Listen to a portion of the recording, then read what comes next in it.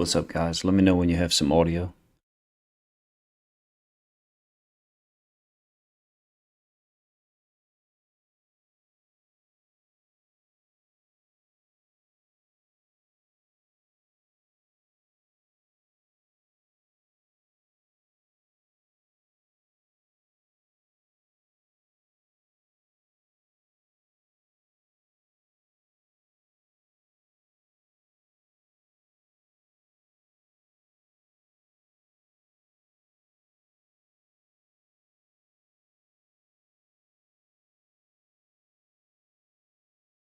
What's up, guys? I'm just setting some stuff up real quick.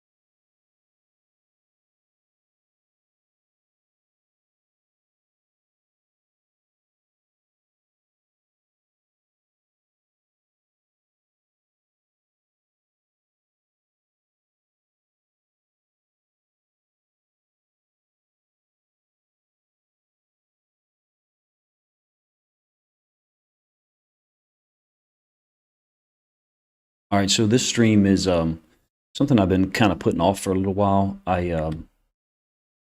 kind of come to the conclusion that there's probably like five players that you could say are the most important for the Ravens in 2022. With all the injuries that we've had at the outside linebacker position, all the instability, drafting David Ojabo, him being unavailable, obviously, and then Tyus Bowser's injury and his status, being up in the air in terms of a fan, at least we don't really know exactly when he's coming back. I'm sure the Ravens have some kind of idea. I think Oweh might be one of the most important guys. He's definitely top three, top five on the team in terms of the potential impact that he could have versus what he provided last year. 5 sacks, 15 quarterback hits. A decent rookie year for the amount of time that he saw on the field. Of course, he was splitting time with Justin Houston and Tyus Bowser. I like Justin Houston. I think he's a real good football. He's a great football player. I think he's got over 100 sacks at this point. I'm glad we brought him back this year, given the status, given the situation we're in, outside linebacker. But last year, I really wish that Oweh had gotten more of those reps, and specifically more reps, rushing from an edge position and not some of that QB spy delayed rush stuff that we did, even though he was effective, because and I understand why we used him in that role, because his closing speed was so unbelievable, which you see here. His ability to close on quarterbacks, 95% of the quarterbacks in the league, he can track down like this in a 10, 12-yard space easily. And they know that. Now there's a few quarterbacks, a few outliers that, have the athletic ability, not to outrun him, but to at least, not get tracked down like that. Let me know if you guys have audio.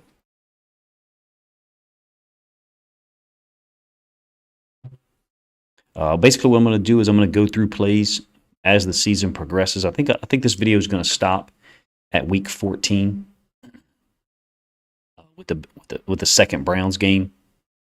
He's just so good on pursuit. Now, are there a few times where in the middle of the play, Oweh will kind of hesitate and try to figure out what's happening? Yeah. Now, later on in the year, on plays like this where he's got run action away from him and the potential of a quarterback boot, he kind of played it in a more, later on as the year developed, he kind of played it in a more flat stance, even stance. So his right shoulder pointed towards that sideline, his left shoulder pointed towards this sideline, so that then he could redirect once he saw what was happening. But in this case, he had no respect for the boot by David Carr. He just running down the line of scrimmage to try to tackle the running back from behind. Yolanda, thank you. Appreciate that. Good morning to you too. Hope things are going good. So basically, this is going to be a progression. It's going to go chronological order for the season. We will skip some weeks. Obviously, this is week 1. I'm not going to show a ton of bad plays by Oweh, to be honest with you. Generally, this is going to be showing what he was capable of last year. To me, he looks different across the board. That open practice, he looked different just in terms of his stance. His stance looked more comfortable to him. Last year, I saw some times where he's kind of false stepping out of his stance. Looked a little uncomfortable at times. This is, of course, one of the most amazing plays I've ever seen. This is his right arm reaching across the running back's body. You get the end zone angle. It's beautiful, first of all, as a Ravens fan, because it sealed the game for us, essentially. Yeah, you're doing great, Yolanda. Thank you. Trying to make these Saturday morning streams a consistent thing that I do. If the audio sounds really bad, let me know. I'll try to mess with the settings. This one's so interesting to me because he reaches like across the running back's body. The ball is in the running back's left hand, but the running back is trying to protect it and move the ball this way. Thank you. And it's just Oweh reminds me. I keep saying this. He reminds me of Ivan Drago from Rocky IV, because so many times when he touches people, the ball pops out. It seems like a high percentage of the time when Oweh hits a person or makes contact with them, the ball pops out. Or like quarterbacks, you'll see a couple of the plays from week 4 against Denver. When he hits Teddy Bridgewater, it looks like a bomb going off. Things happen when he's around the football. Here he is right here. This is going to be that delayed rush where he's going to jam Travis Kelce inside and then loop around and rush late. He doesn't really get a great jam on Kelce, but we're at least planting the seed in the quarterback's mind that we're getting hands on Kelce. And a lot of people use this later on in the year as well. The Bengals actually use that technique a lot in the AFC title game against the Chiefs, jamming Kelce up with an outside linebacker or DN. I did a video a couple days ago about Trey Hendrickson, and he did that a lot, him and Sam Hubbard. Oweh's right here. H. Brazzi, thank you. I appreciate that. I've had some trouble with the audio settings for the location I'm in right now. It'll sound really bad because I'm in an enclosed room, so I tried to edit them today. Look, we're not getting a real big piece of this guy, and I understand why they used Oweh in this role, and he makes a good play here, don't get me wrong, but I want to see him rush the passer. Like, we letting Bowser rush the passer, and Houston rush the passer last year. I understand. Those are guys that we trust. We understood what they could do. Oweh was very raw as a rookie. I think he's way more refined this year. I get it. Like, we were using his athleticism to spy the quarterback. We were trying to get him in this position here. So we're executing a 3-man rush, trying to force Mahomes to step up. And then, as you'll see later on against a play against Denver, the quarterback scrambles out to the right, and Oweh is able to track him down. He has that level of athleticism to be used as a QB spy. I just don't want him to be, selfishly, because I think he has the potential to be a 10, 12 sack a season guy with his speed and athleticism. You guys let me know what you think. Certainly, him being a QB spy last year at times was effective. I just think we have other guys who can get that job done, and we can use his speed rush. Now, this is a huge hit against Bridgewater, I think, in week 4 that I referenced earlier. Everything kind of opens up. The center, unfortunately, steps to Calais Campbell. I think he gets fined for this one. I have a problem with this being a fine. You'll see the end zone angle. He's trying to get his head away from the quarterback's face mask. I have a little bit of an issue with fines on defensive players when it's clearly, they're trying to avoid helmet-to-helmet contact, but it just happens because of the way the quarterback's body is turned. But in any case, he's got the athleticism to spy people, and you'll see Drew Lock later on scramble out of the pocket, and he tracks him down. Yeah, his helmet made contact with Teddy Bridgewater's helmet. Really, H. Brazzi, I did not know that. That's an interesting point. Wow. So that's the first fumble he had since high school. I like Edwards-Helaire. I mean, I really do. I like the other running back that they use in the AFC title game. My problem with this penalty is Bridgewater's body. He's a right-handed quarterback, so the ball's on this side. If he's got to throw the football this way, his upper body and everything is going to rotate in this direction. So he can, that's just the way the human body works in terms of throwing a football. So Bridgewater's helmet is turning in this direction. I feel like Oweh's trying to get his helmet to this side. I don't think this is an intentional thing, but what they're doing is they're putting all the onus on defensive players, so they have to go the extra mile to try to protect the quarterback. And I just feel like it's too much of the responsibility put on defensive players. It's the offense's job to protect this guy, in my opinion. And when they do a poor job of it, they should be punished. That doesn't mean Teddy Bridgewater should be hurt. That's not what we want.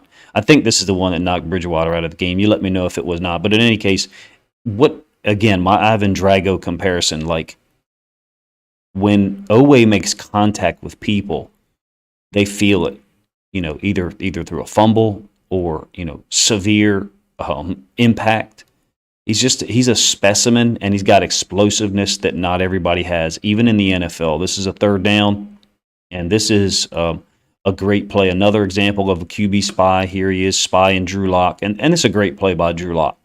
He scrambles over here to the right. When you get the end zone angle, you'll get a better appreciation of it. Hopefully this video quality is good. I believe it's a completed pass for real. I thought it was incomplete at first. Livin, what's up, man? How you doing? So here's Oweh here. He's often next to Bowser last year. And so, sometimes we rushing both of them, but a lot of times, Bowser's dropping out, and we're rushing Oweh, or we're rushing Bowser in this case, and Oweh's doing the spy. So he's spying the quarterback here. He's more athletic than every quarterback. Queen is on the running back. So essentially, it's a three-man rush.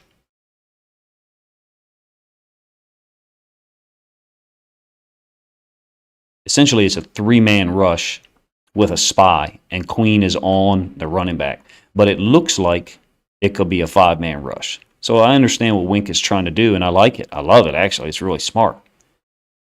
So we playing the running back with Queen. We're not always playing him well. We're spying. He's the fourth guy, and then we're rushing four. Watch this play by Locke, but watch the acceleration by Oweh. Maybe Ivan Drago is a bad comparison. Maybe like the Predator or something. Misses the tackle at first. Watch him lift up Locke's leg. It seems to me that whatever Oweh comes in contact with is really impacted by his presence. And I don't know how to explain that other than he's explosive. He's very, very strong.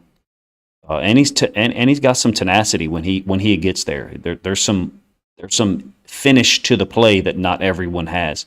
He does get a sack against Teddy Bridgewater in this game. Hopefully I show it. But again, here's another QB spy situation. Doesn't get the sack, but I think there's a point here where Bridgewater is possibly getting ready to step up in this pocket and move, and he sees Oweh flash in front of him. I'll read your comment in a second, H. Brassy. I don't know. I even though that technique was effective for him last year, I really don't want to see him do it a whole lot, to be honest with you. I'm going to let this play run one time while I read your comment. Yeah, I remember that play. I mean, I just feel like all of the onus shouldn't be on defensive players. Those penalties should be reviewable, if you ask me. Even though it wasn't called a penalty in our game against the Broncos, it was not called a penalty in the game, and then he was fined for it. I think is a bullshit fine. Watch how he finishes people, and I'm not saying that his technique is perfect yet. You compare his technique to Trey Hendrickson. Trey Hendrickson's a little more clean, a little more crisp. But the way he finishes people, there's some real impact when he gets his hands on the ball carrier, on the quarterback. You'll see him later on when he tackles a running back for Cleveland. I mean, things happen when he gets around the ball carrier. He's explosive. I don't know. Do you guys think he's as important as I do for this year? I think if Oweh doesn't, I'm not saying he has to reach all of his potential, but if he's not at 80, 90% of his potential this year, our defense is not going to be as effective, I don't think. Not the way we're going to play it. Sutton, what's up? Good morning, man. I think he's tremendously important for our defense. I think that we've got to get if not 8 sacks out of him, we got to get 22, 25 QB hits, somewhere in that range, maybe a little more. He had 15 quarterback hits last year while splitting reps with Houston and Bowser.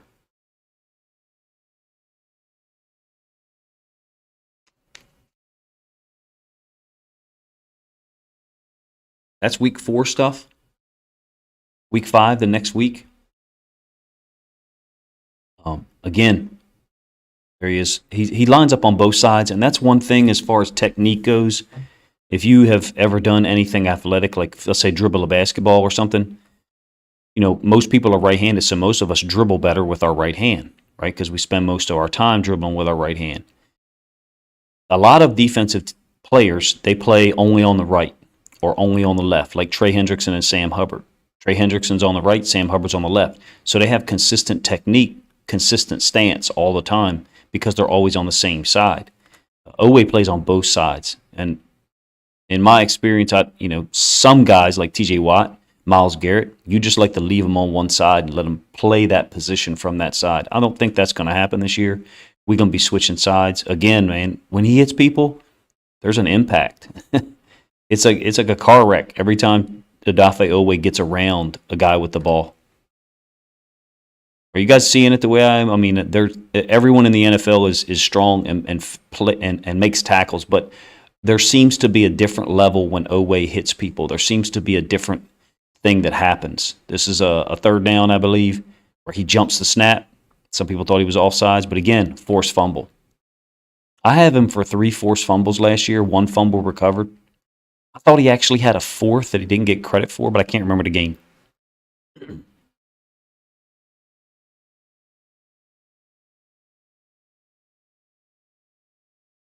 And if you remember, does anybody else remember the narrative last year that Oweh was slow off the ball? I mean, look at that. Now, granted, I think he's reading the center. I think he's trying to jump the snap. But that's not slow off the ball at all. 6'5", 255, probably 260 at this point. I mean, he looks lean. Looks really lean. He looks like a guy who jumps rope for like an hour a day. If you've ever done a lot of jump rope will make you cut quick. Josh Hoffman, what's up, man? Thank you for joining.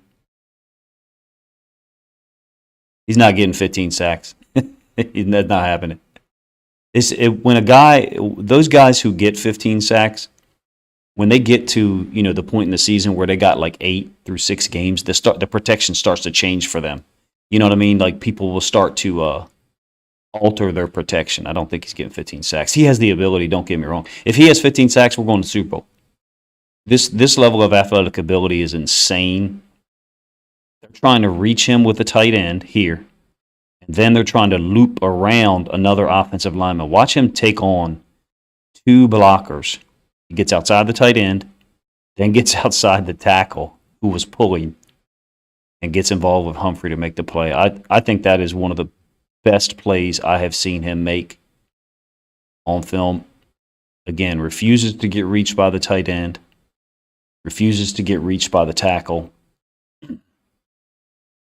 His speed and athleticism you can use anywhere, but putting him to the boundary like he is on this play. Excuse me. So boundary means he's over here to the boundary side, the short side, the ball's on the hash. Actually, he's to the wide side. He's lined up on the hash. Oh, I think you could be right. We got the talent to do it. Really, obviously there's a lot of important guys. I mean, this guy right here, we need this guy. We need this guy right here to play at, maybe not an all-pro level, but we need him to be close.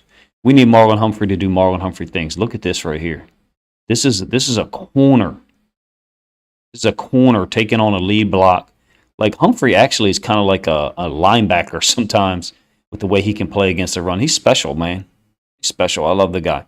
I think there's a lot of players that are important. I just feel like Oweh might have a higher level of importance for this team this year because of the potential that he has. This is a sack by Houston where Brissett gets hurt. Blitzbacker, what's up, man? Yeah, I mean, potential-wise, Odafe Oweh can. Absolutely. I mean, that's the reason why we drafted him, right? Is the potential for him to be a multi-sack guy, or a double-digit sack guy. He's down here. Again, if you notice, he's lined up next to Bowser almost all the time. That's going to be different. We're not in Wink's defensive structure anymore. And Houston's going to get the sack off our right side. And he hurts Brissett. But Oweh's there as well. This is a loop. And look, when Calais Campbell picks people, they disappear. So Campbell is running on this track here to try to pull this center with him, trying to get that center to go with him so Oweh can loop underneath. I mean, we'll still do stuff like this. I want to see Oweh get his work off the edge and develop his moves. I mean, he's there as well. Houston was there a split second before him. And Brissett, unfortunately, was hurt. Down here off the right side, lining up as a wide 5.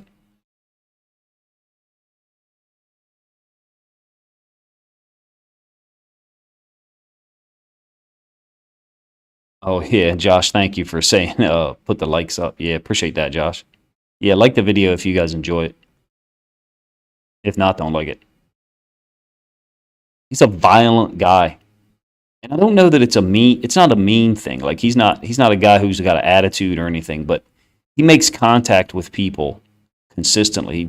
I would not want to play basketball against a guy like Odafe Oweh. They're not fun to play basketball against. Guys that are always making contact with you, that are always impeding your movement.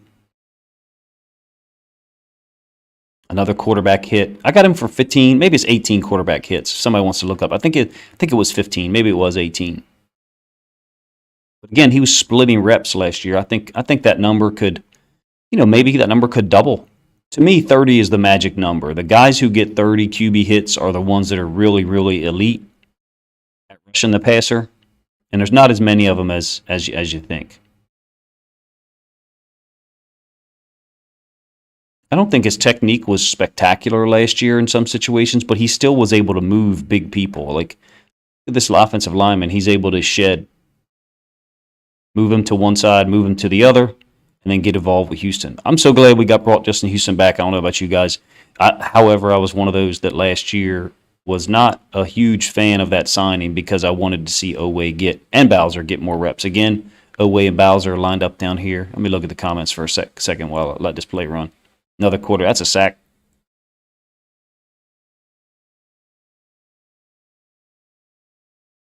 Josh, you're very negative. If Oweh gets 15 sacks, it's because his physical abilities have manifested to the point where he's winning matchups consistently. And that would have a domino effect on the rest of the defensive line. Now, this time we do the same stunt, and the center's pissed off. Actually, it's the guard. So we're doing the same stunt. Calais Campbell's running on this track. He's trying to pull this center with him. Watch what this guard does to Campbell. He wipes him out. But the stunt still works because Oweh goes underneath of it. I mean, when you do the type of things to linemen that Calais Campbell does, when they get an opportunity to put a shot on you, they're going to do it. And he's like a tree. When you knock him over, it's going to be a big fall. But sacked by Oweh. Last year, I think Oweh could have had 8 sacks. I mean, really, he has some other opportunities. I thought he had a sack that got called back by a penalty, but I could be wrong. Yes, Josh, I agree. Absolutely. Wink's system, was not one. Well, look at what they're saying already in New York about they got Kayvon Thibodeau, one of the most talented guys to come out of college in a while as an edge rusher, and they're saying that he's not really having a whole lot of impact in that system already. They're saying that in training camp. Yeah, I mean, H. Browsey, Lamar kind of goes unsaid for me.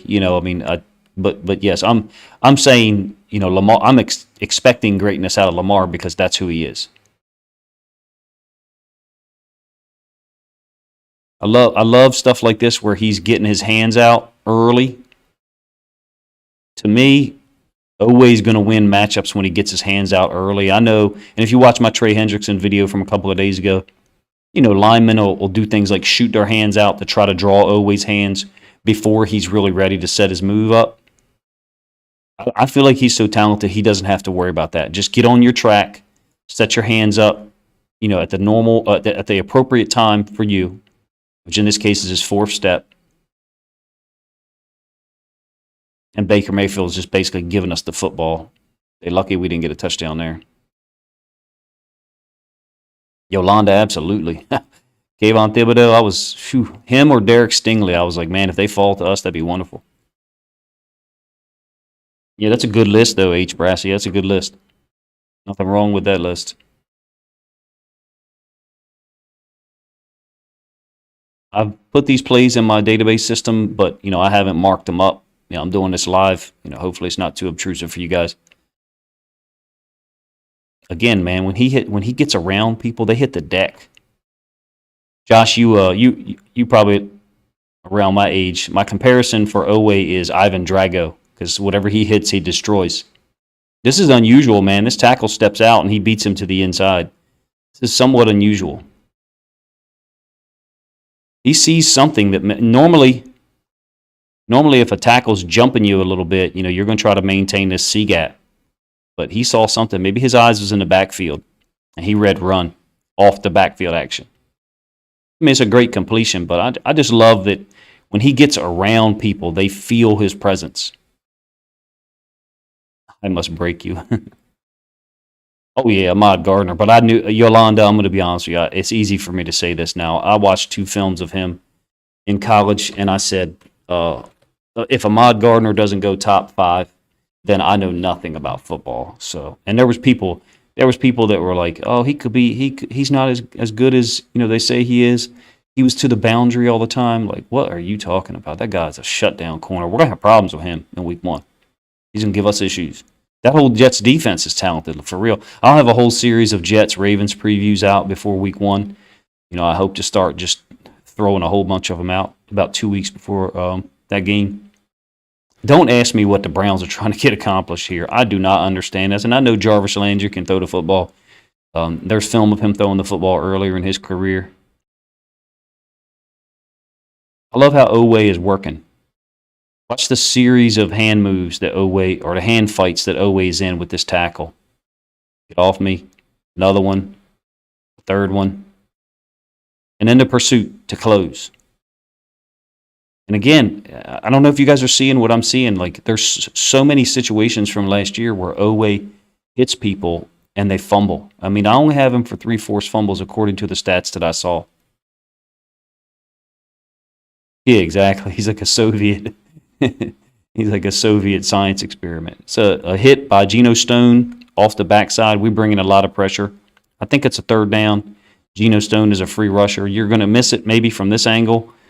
Oweh does one of them things that T.J. Watt does a lot of. He recognizes something.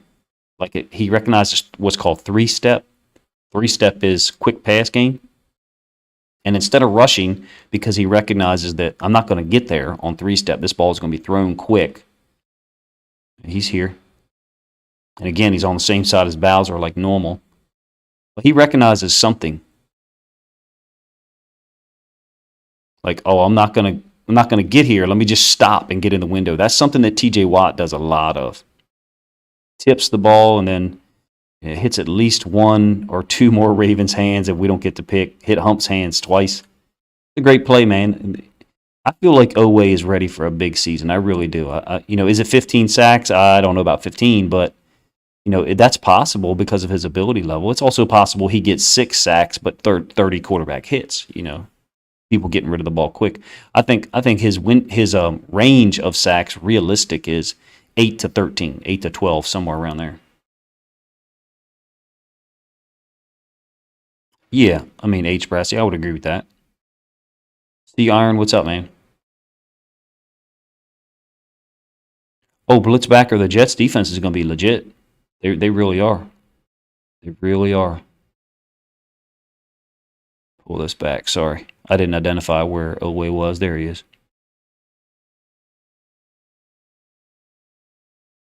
Not everything is a win, but one thing you got to say about Oweh, look, that's his helmet right there. His pursuit, his speed, when he decides to go, okay, his speed at his position is unmatched, if you ask me. All right, the ball is, Ben Roethlisberger's throwing the football now. And there's Oweh on the 27. He's throwing it to this receiver.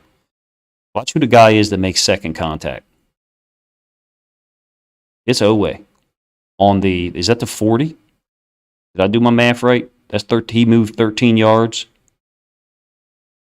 Yeah.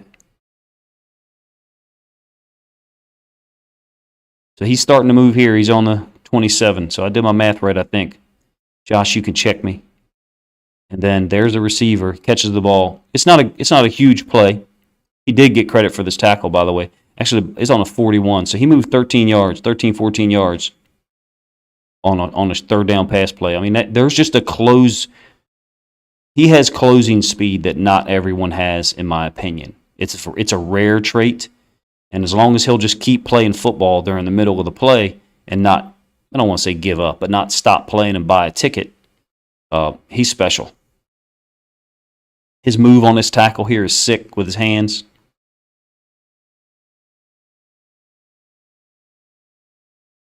Quick move. I mean, just devastates the tackle. Yeah, definitely Ronnie Stanley. I mean, definitely Ronnie Stanley is a huge. We have a higher ceiling with Ronnie. We have a higher floor with a healthy Ronnie Stanley, right? If we don't have Ronnie Stanley, then we're going to have trouble protecting off the edge once again. And Josh has pointed it out on Twitter multiple times. Like, that's when we really have trouble, when we just can't protect.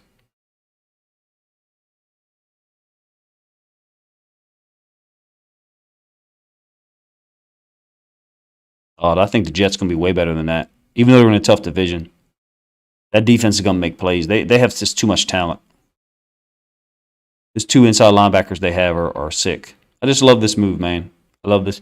This is the type of move that I did not see, and that's the whole point with Oweh. I did not see this move early in the season. This suddenness, this quickness with his hands. I mean, there was moves there with his hands, don't get me wrong, but they weren't as abrupt. They weren't as quick and explosive. He didn't destroy defenders like that. Almost like, wax on, wax off from Karate Kid. Josh dropped INTs. Yeah, we had a bunch of them. I mean, I just thought that was a great play, that tips pass. Josh, you're talking about this play here. The reason why I love this play so much is because Oweh knows that this shows a real level of awareness for a young player. Like, he knows we're bringing a lot of heat. He knows we're bringing a lot of pressure. So the quarterback has to get rid of the ball quick. So the instant he recognizes, I'm not going to get there, he drops off to get in the window. That's like an extra level of intelligence and awareness, I guess, is the better word. I'm a big fan of his, obviously. I mean, getting him was just a stroke of genius. How we've, what is that, the third time we've got 2 first-round picks in 1 year? That's why I'd be okay with giving up our first-round pick for next year to get a receiver for real. Because we've already added three extra first-round picks since 2018. But again, like, he understands what's happening here. See, if you're not a very aware football player, you don't have an extra level of awareness in the middle of the play, or an extra sense of what could occur, because we're bringing heat. So he understands a quarterback has to get rid of this ball quick. So because he has to get rid of it, I can cut off my rush and get in the passing lane. Again, TJ Watt is someone who is spectacular at it, and there's other guys too. Maybe it's a little stupid of me to compare Oweh to TJ Watt. I think athletically, he has similar skills, but technique-wise, and resume obviously is nowhere near that level yet. So yeah, dropped INTs could be a stat that we might lead the league in some years. Josh, you're right.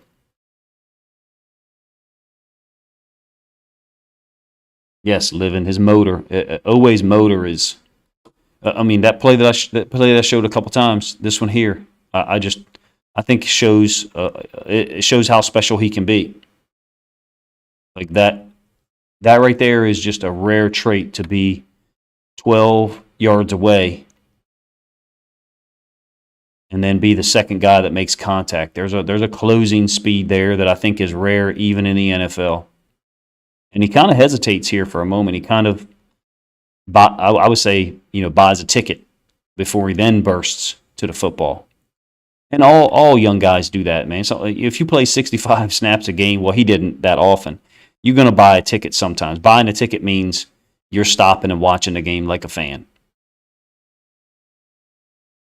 Junior James, I agree. He doesn't. Yeah, I don't mean to insinuate that he gives up on plays. I just mean sometimes when the ball appears to be going away from him, he'll sit and watch for a second and then explode. But you're absolutely right. He doesn't give up on a play at all, in no way, shape, or form. Is that what I was saying? So good point.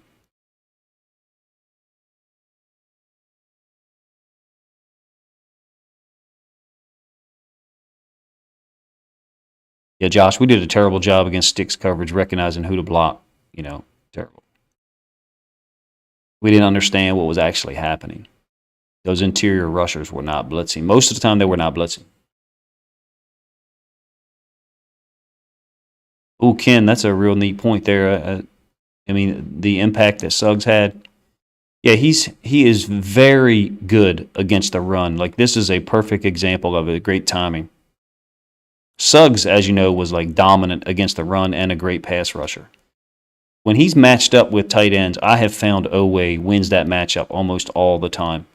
So this is a zone concept. All the linemen are working this way, and then they're trying to dig Oweh out of here.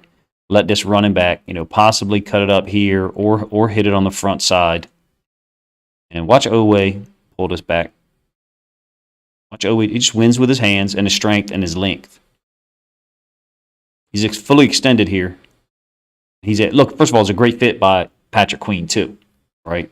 And Matabike is great against the run. Like, this is sick what Matabike does. Matabike reads zone away, so he's winning away, and then he's able to redirect back. Look at him put his foot in the ground, basically base up, and then try to get back involved in the play. You got Oweh, Queen, and then that's Matabike's helmet. But that's a lot of young guys, man. There's so many young guys that have so much potential. That's why I'm glad that we have Mike McDonald, because I believe that he's going to be able to get the most out of them, especially, but also Zach Orr. Like, Zach Orr is a huge asset for us. A guy who played in the league, who played at a high level too. It's not like Zach Orr was just a decent player. Zach Orr was a baller. Unfortunately, his career was cut short, but he was absolutely playing at a high level for us. And I think he's got to be a big improvement over. I don't mean to be disrespectful, but he's going to be a big improvement over Rob Ryan. Yeah, Ken, absolutely. Oweh chases people down, chases quarterbacks down. I said that. I'll run through about the first 6 or 8 plays again because I know some of you guys weren't in here at that time, but Oweh is able to chase down 95% of quarterbacks in the league within 6-8 yards or something like that, maybe 10. Chase them down. We got one on our team that he'd have trouble tracking down. Obviously, this is a beautiful play, man. Now look. Also, we can dive in here if you're Oweh, win to the inside because this guy's no run threat at all. So that's one of the things when the Steelers were in the shotgun, not third and long, obviously, but when they were in the shotgun, Roethlisberger's no threat. That's why the run game, really was curtailed by him being back there because he's no threat at all. We don't have to worry about him keeping a football. Yeah, no worries, Junior James. No worries. Going back to work. Gotcha. I know I've ran through some of these plays already, man, but I feel like Oweh doesn't just have the potential to be high level with sacks and quarterback hits. Look, again, 15 quarterback hits last year. That's a serious number for a guy who, correct me if I'm wrong, if anybody wants to look it up, he didn't play the last 2 weeks of the season. He was inactive, I think, because of the injury. He also had probably 3 games last year where he was like 25 snaps or less in the entire game.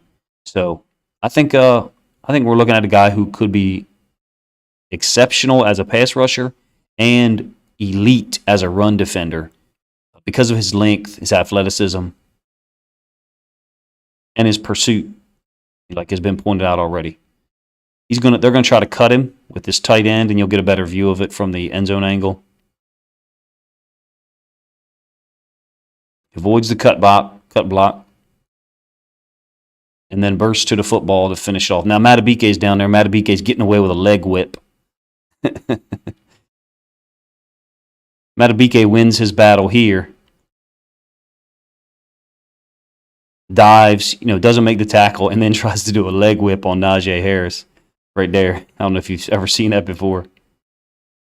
And by the way, I'm a huge fan of Matabike. Bowser's there too, but anytime the running back redirects, always going to be there because his burst, and he's doing this after getting cut or the attempted cut. It was like it had no effect on him, no impact at all. Esteban, I think that's absolutely possible. I like to look at me personally for myself. I like to talk about the range of possibilities. Whether it's a team with wins or a player with sacks or touchdowns or whatever. I feel like that gives you an idea of their capability because some of it is dependent upon scheme too. And situation. Great talent, man. We are so lucky to have him, and I know we've all spent so much time talking about Hamilton and Travis Jones. My God, Travis Jones has so much ability. All the other guys that we've got. This is so smooth. I don't know if you guys have ever played football, but you can practice cut blocks, a lot of ways. You can practice it with big pads. You can practice it with a rolling ball, and this is perfect. Getting your hips back, just like you're sprawling in wrestling or MMA. Getting your hips back, trying to get his foot out of the way too, so it doesn't get rolled on. Getting your hips back helps get your feet out of there. Look at the tight end trying to block him. The tight end isn't just cutting. Watch the tight end roll. That's intentional. The tight end's rolling, trying to roll through on his feet. You could say, is he trying to hurt him? I don't know. He's trying to get Oweh out of there so the running back can cut it back. And Oweh was just too athletic, wasn't having anything of it. I just think that's an amazing play.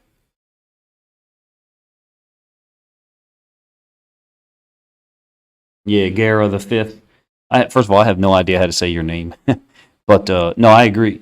Our D line is going to be exceptional. I'm going to be honest with you. I've already gone over these plays. For some of you that haven't been in here, I'll go over some of them again.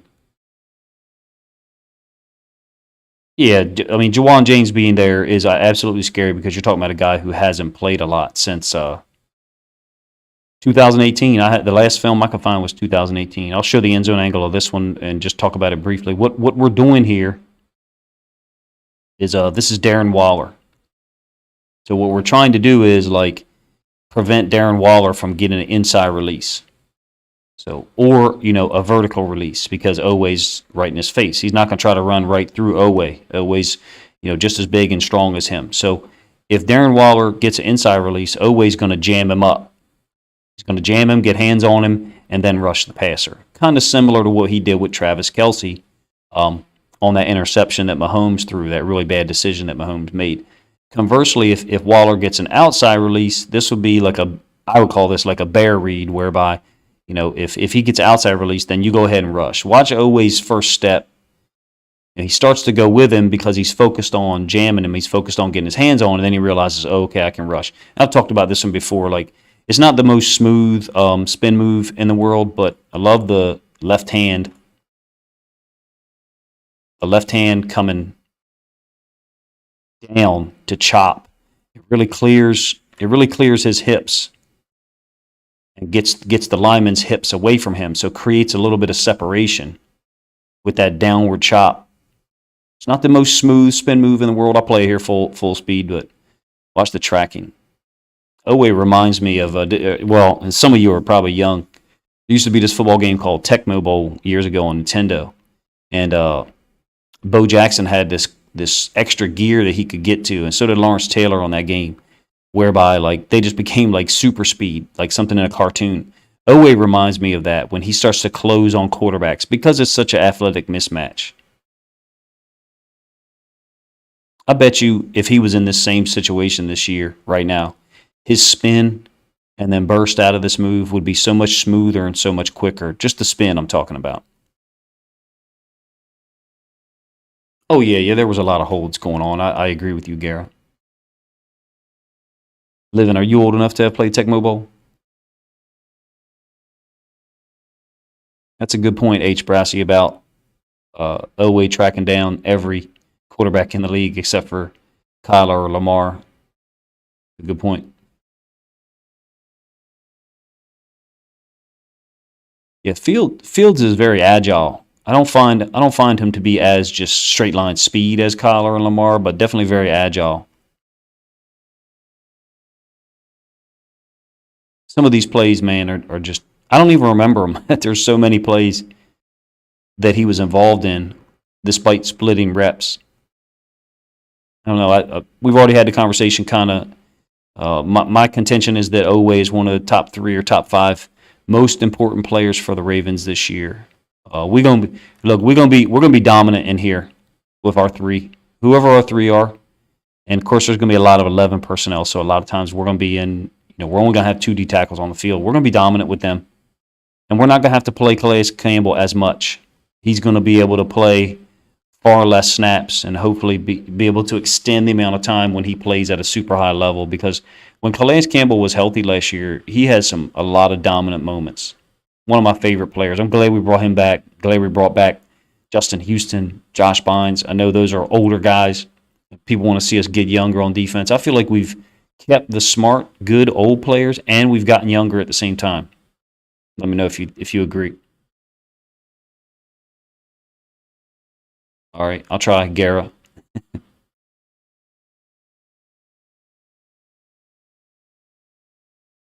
Oh yeah, Tecmo Bowl was everybody's jam if you were a kid then. And Oweh also doesn't seem to be affected by contact from 320, 330-pound guys at times.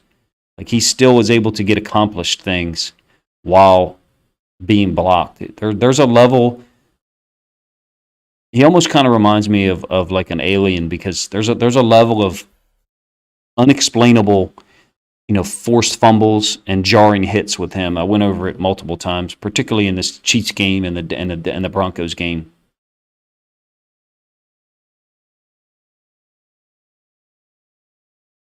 Horrible, horrible decision by Mahomes. It's one of those things where, I mean, yeah, it is third down. So you could say, well, it's not a terrible, terrible decision because it's third down, and if he throws an incompletion, then they just punt. He's giving his guy a chance to make a play. This is horrible. Correct me if I'm wrong. We went down and scored right after this, and we've now got the ball, right around the 45. I thought that was a horrible moment for them.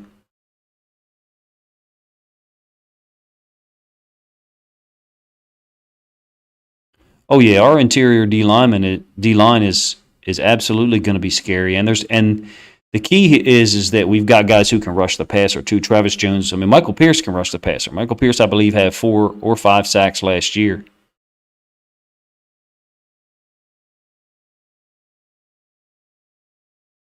Yeah, that's a good point, Gara, about the D line depth, even dating back to 2012. There's just so many guys who have the ability to play the run and play the pass.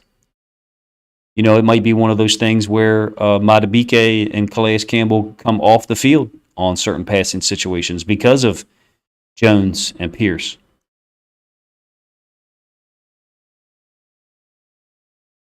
If you weren't here earlier, I talked about this. This is the one he got a fine for. Pierce had 5 sacks in 8 games. Okay, that's right. That's right. I remember that now. Thank you, Marcus.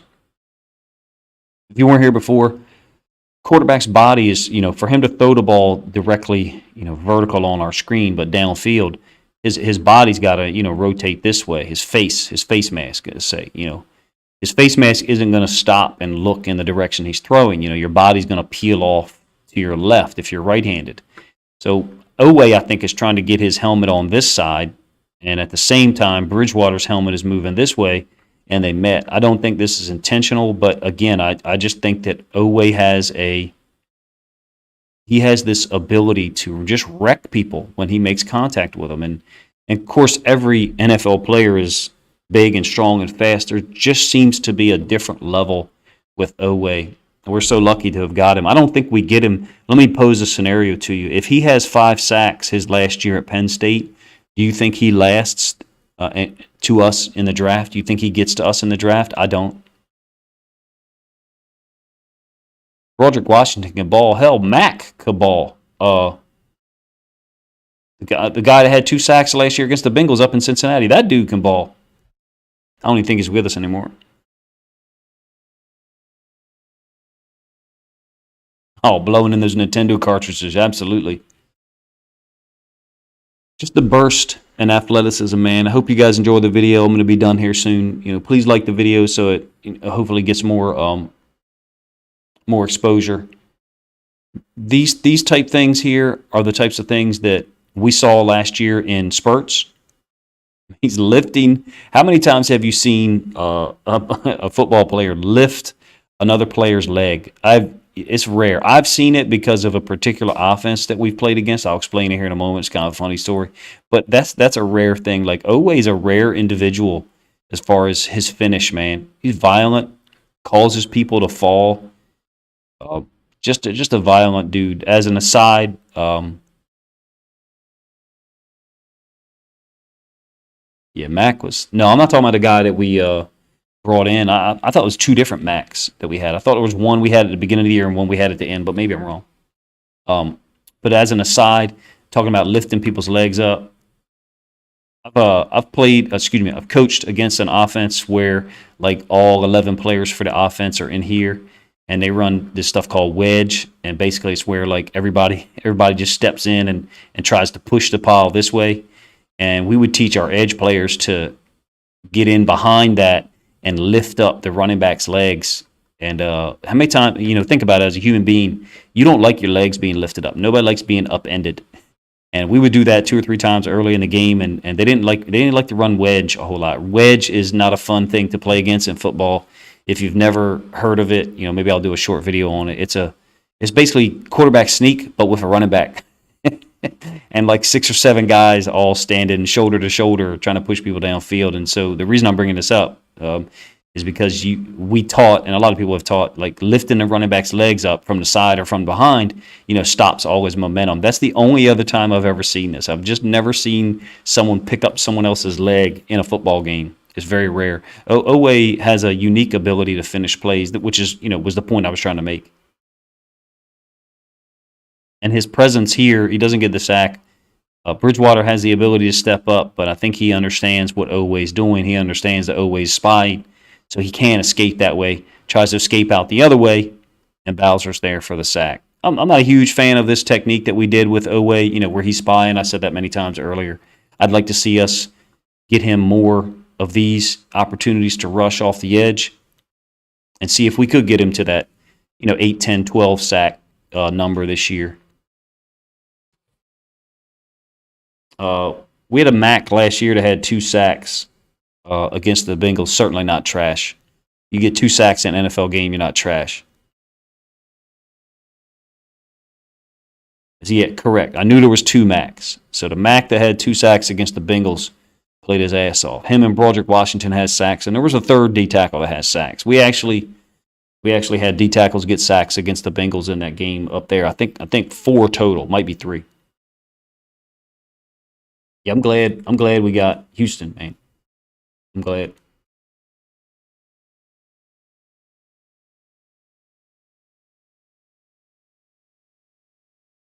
The last one I'm going to show, and I have talked about this in a previous video. Oweh is probably just reading the center here, looking for a key, something they picked up on film about when the center is going to snap the ball. You can see, and I'll try to rewind this a couple times. As the center picks up his helmet, Oweh's already gone. Nobody else has even moved, and Oweh's almost there's the ball right there. So there was a lot of people who said this was offsides or it was close. He did get called for offsides, like on the next possession or maybe 2 possessions later in this game. But another example of Oweh just hits people and the ball comes out, or Oweh hits people and they get hurt.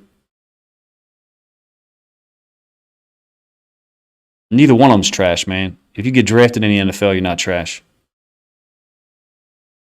I don't talk like that because it's not true. Like, I know a dude who played 5 years in the NFL. I went to school with him. I think he has 7 career sacks in the NFL. He's a badass. He flip you upside down for calling him trash.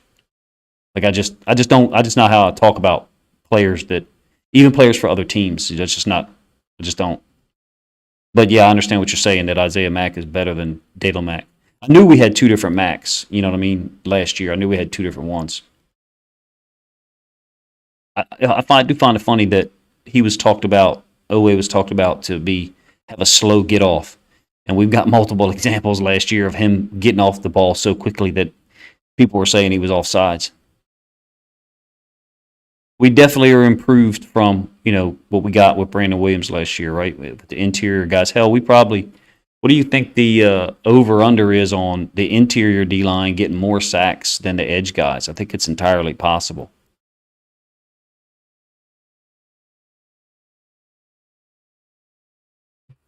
Oweh is more athletic than Parsons. I guess that's possible. They both played on the same defense, I believe, at Penn State, right? Malik Vinny, first of all, thank you for your comment. Yes, I agree. Justin Houston has a lot left. There's a lot left. Justin Houston doesn't make this play. Good player, but I don't know how many people make this play as an edge player in the NFL right now. This is a very, you're talking about a guy who forces fumbles, who has an explosive get off, and can defeat a tight end's reach block and a log block by a pulling tackle. That is a very rare play to make. We're looking at a guy who, like someone mentioned earlier, I think it was Ken, could be, we could look at 10 years from now as a Hall of Famer. He has that kind of talent. He has that kind of athletic ability and that kind of burst.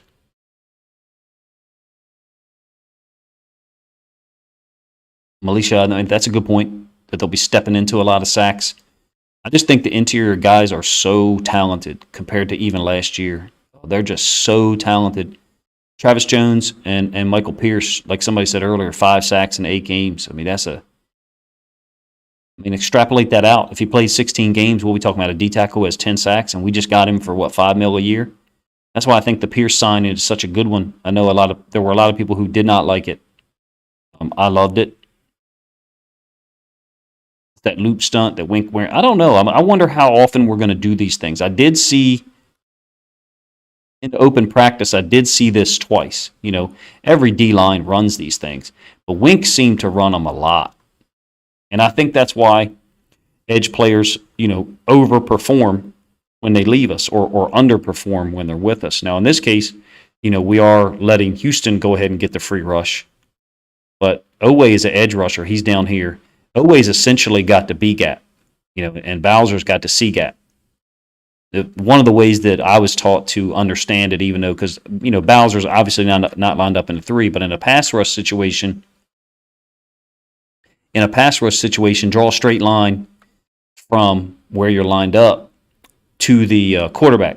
And then whatever gap that goes through, that's the rush gap that you're responsible for. That's one way we taught it to the kids. So, like, if you do it here, the rush gap that he will be responsible for will be outside foot of that tackle there. Because you're talking about a pass rush situation, so he's lined up wider. But in any case, this is this loop that Wink ran a lot with him.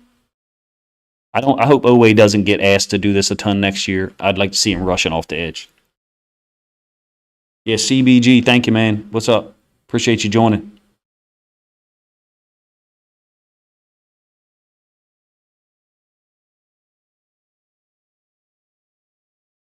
Yeah, Pierce and Williams had that 1 or 2 year stretch where they were real good for us off the edge together. But you were talking about a healthy and younger Brandon Williams.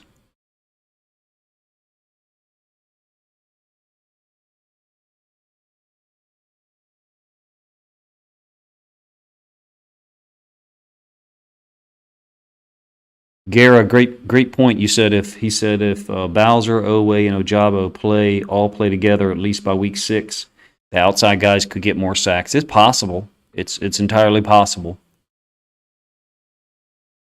Ojabo just said we're so set at outside now. It's amazing.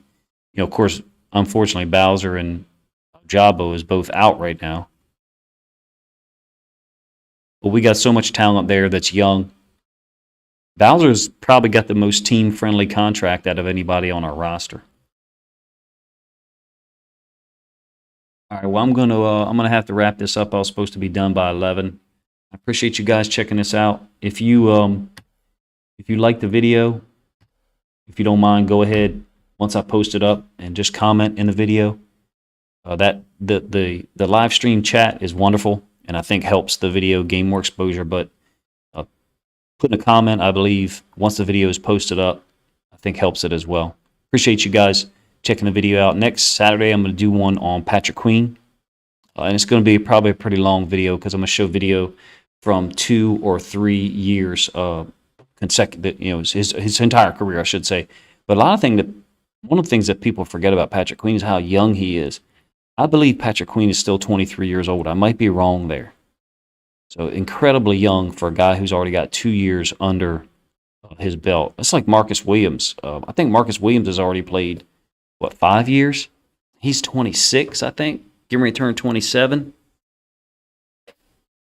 Incredibly young, for all the experience that he's got. And Oweh's another one, even though he's only played 1 year. That's a good point, H. Brassy. About Pierce, though. Smooth for real. Thank you for your comment. Yeah, Oweh's incredibly fast, and his closing speed is what's the biggest element sometimes to some of these forced fumbles and stuff, is that people don't expect him to be there. He's so sudden. He arrives a little earlier than you'd think, because of his length, but also his burst.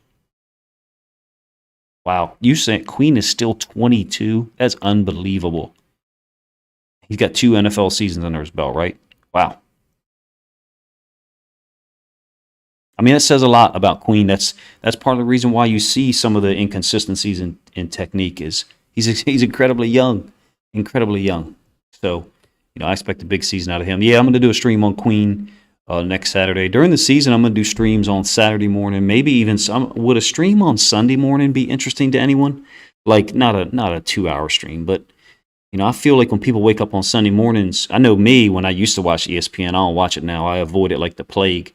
When I used to watch ESPN, I would get up and I would get mad because they'd be talking about golf or they'd be talking about something else. And it's like 9:30 in the morning. I'm like, can you talk about football? But I've thought about doing a stream on Sunday mornings unless there's something that people already watch. I don't know, 45 minutes, something like that. Anyway, let me know what you think of those things in the comment section. Post it up in the comments. I got to roll. Appreciate you guys' time, man. Livin, CBG, Josh, those of you guys that are members or Patreon supporters, man, really appreciate you guys stopping in and always commenting. football all day on Sunday. I don't really move into the live stream stuff during the games. I let other people do that because that's their thing. Yeah, Don, that's what I was thinking. Like a pregame stream, maybe maybe not noon, maybe earlier in the morning. 45 minutes or something, maybe prediction stream or something like that. I don't do score predictions. I usually do range of scores, so I'll say I think if we play well, we could win 27-13. If we play poor, we could lose 17-14, something like that. Yeah, CB, that's what I was thinking, was something in the morning, just to get some content out there on Sunday. I don't know. There's people who probably do it already. Appreciate you guys checking out this video, man. If you want to put a comment on couple of those ideas I put forth, put it in the comment section once I post the video up here in a minute. Thank you guys for checking it out. If you got any suggestions, man, just put them in the comment section.